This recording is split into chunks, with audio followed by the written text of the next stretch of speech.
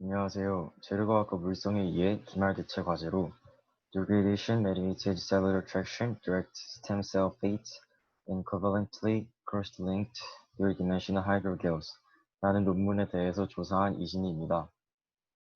발표는 논문 앞부분의 초록을 통해서 전체적인 내용을 간략히 알아본 후에 피규어 1부터 5까지 총 5개 자료 중심으로 논문을 분석해 보도록 하겠습니다.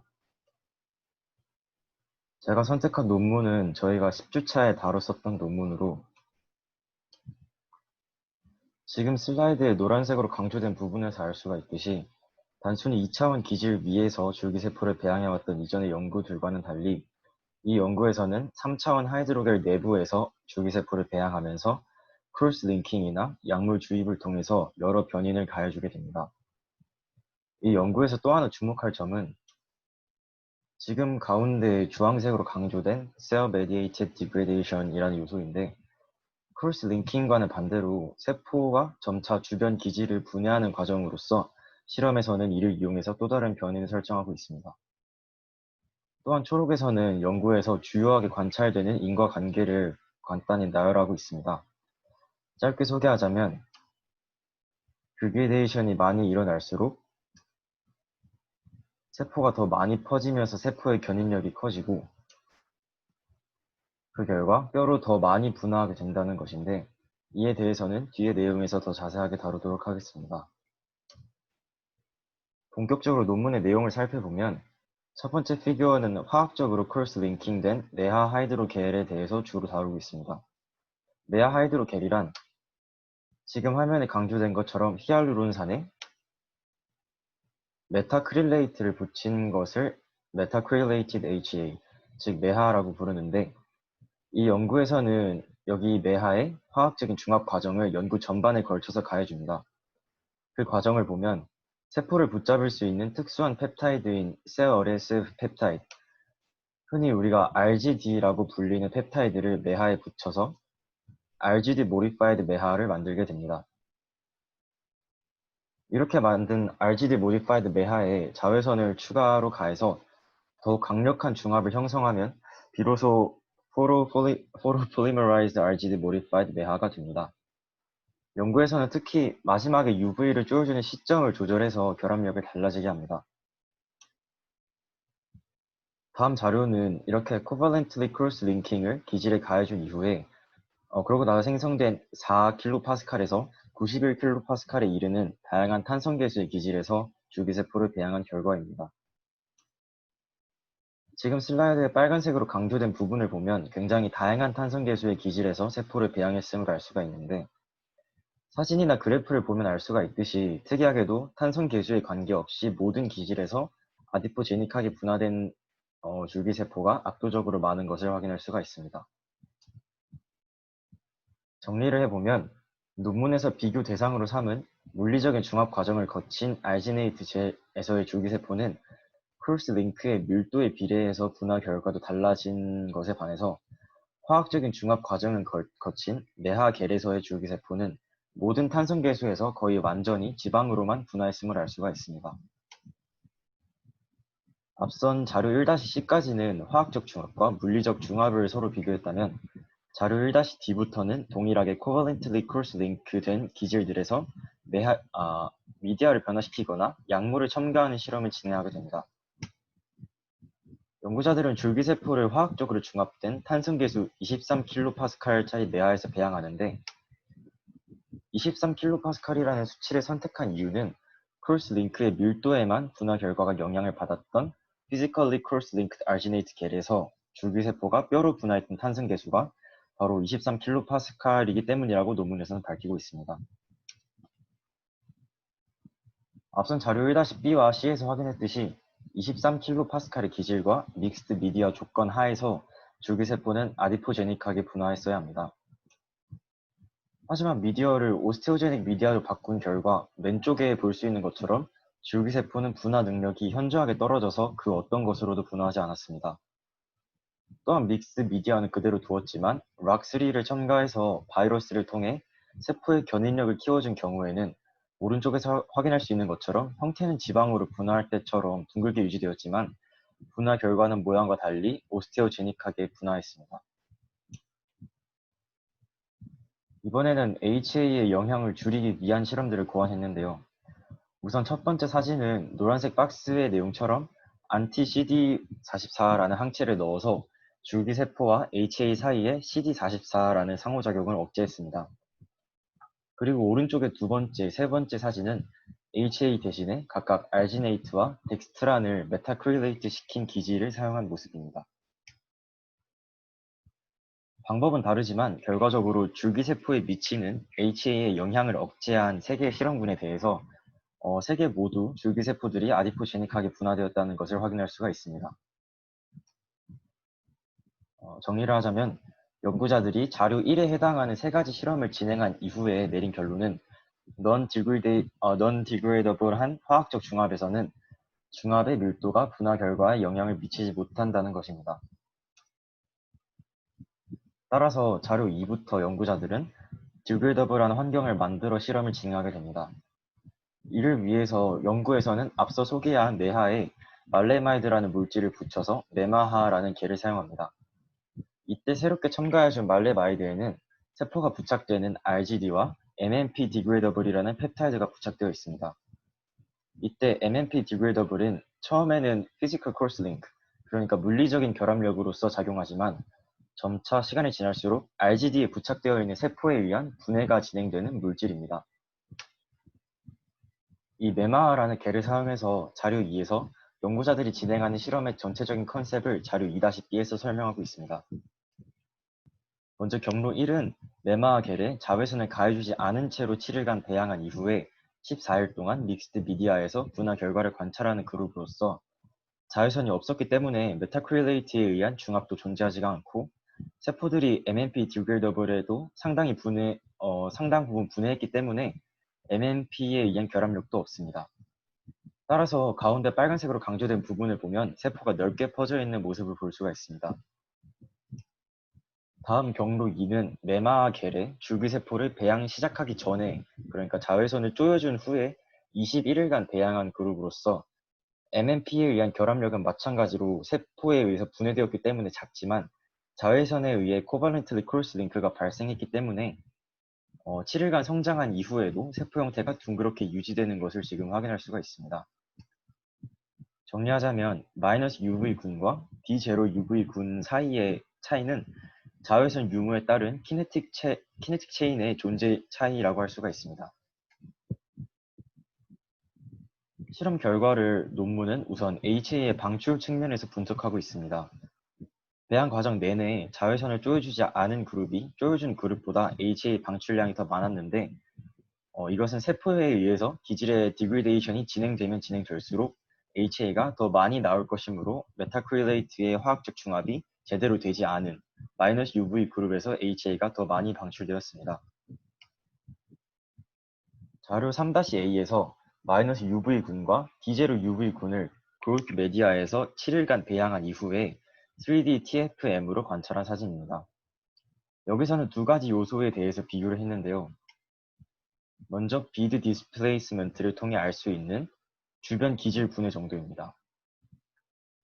비드 디스플레이스먼트가 높을수록 주변 기질 또한 많이 분해되었음을 나타내는데 왼쪽의 -UV군에서 빨간색 점까지 나타나므로 D0 UV군에 비해서 주변 기질이 더 많이 분해되었음을 알 수가 있습니다. 다음으로 하단의 circulatory는 세포가 둥근 정도를 나타내는 것으로 세포의 형태를 수치적으로 알 수 있습니다. 자료를 통해서 D0 UV의 circulatory가 더 크고 실제로 사진상으로 보아도 더 둥근 형태임을 확인할 수가 있습니다. 이번 슬라이드는 앞서 분석한 비드 디스플레이스먼트와 circulatory를 그래프로 나타낸 것입니다.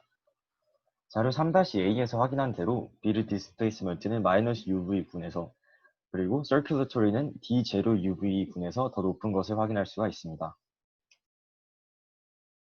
지금까지의 실험 결과를 간략히 정리하자면 2차적인 중합을 거치지 않은 -UV군에서는 세포가 더 많이 퍼지기 때문에 주위의 기질을 더 많이 분해하고 자외선에 의해 메타크릴레이트의 2차 중합이 형성된 D0 UV군에서는 비교적 세포가 둥그런 형태를 유지하면서 주위 기질을 덜 분해합니다.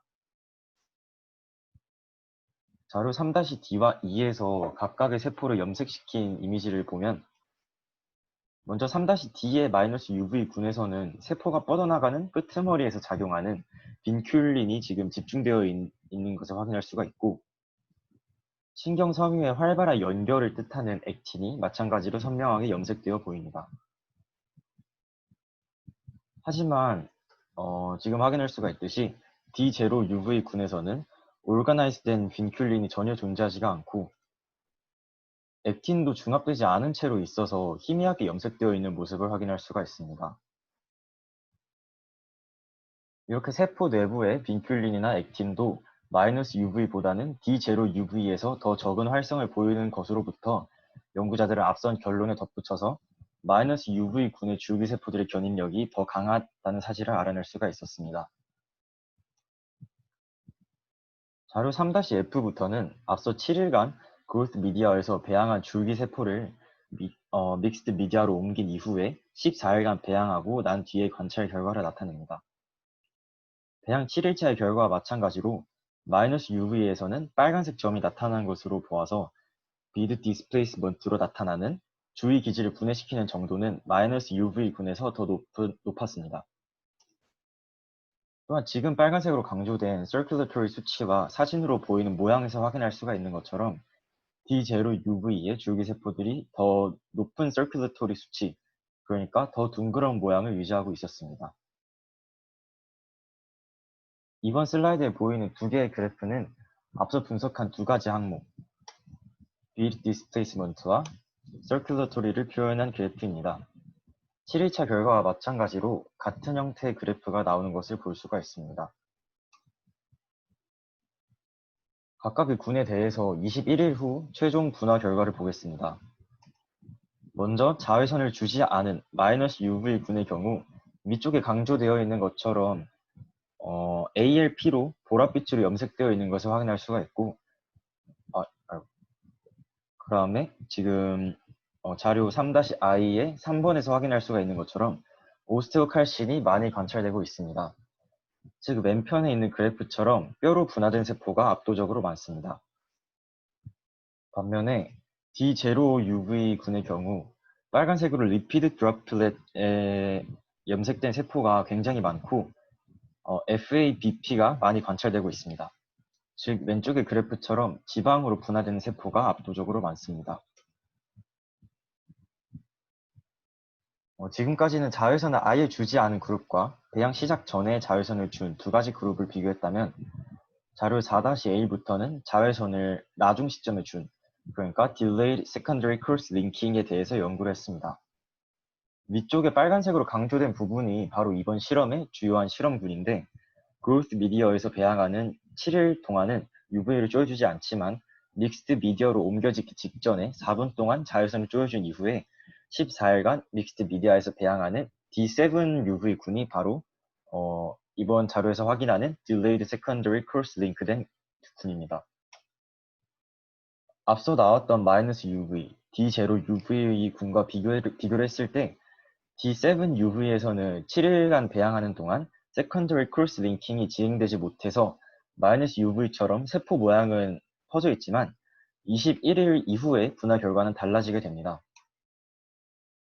본격적으로 분석에 앞서서 -UV와 D7UV의 HA 방출량을 비교해보면 2차적인 중합이 늦게 일어났다 할지라도 앞선 D0UV와 마찬가지로 크로스 링킹이 기질 분해를 억제해서 HA 방출량이 적은 것을 확인할 수가 있습니다. 7일차에 자외선을 쪼여준 뒤에 24시간이 지난 시점에서 D7UV의 줄기세포가 기질을 분해한 정도와 세포의 모양을 보겠습니다. 자외선이 없는 -UV와 비교했을 때 비드 디스플레이스먼트 수치는 눈에 띄게 감소했지만 서큘러토리 수치는 비슷했습니다. 즉 세포가 주변 기질을 분해하는 것은 상당 부분 억제되었지만 세포의 형태는 비슷하다는 것을 의미하고 있습니다. 이번 4-D는 D7UV를 7일 동안 배양한 후에 믹스드 미디어로 옮겨서 14일간 배양한 결과를 나타낸 자료입니다. 슬라이드에서 확인할 수가 있듯이 세포가 퍼져 있는 모양이나 정도, 그리고 세포가 주변 기질을 분해한 정도 모두 8일차에 관찰했을 때와 유사했습니다. 21일 후의 최종 분화 결과를 보았을 때 -UV와 형태는 비슷했지만 D7UV의 분화 결과는 지금 빨간색으로 강조된 부분에서 볼 수가 있듯이 아디포제닉하게 분화되는 세포가 월등히 많았습니다. 자료 5에서는 물질 Y27632에 의한 영향을 탐구했는데요. Y27632란 세포의 로아 패트웨이를 억제하는 물질입니다.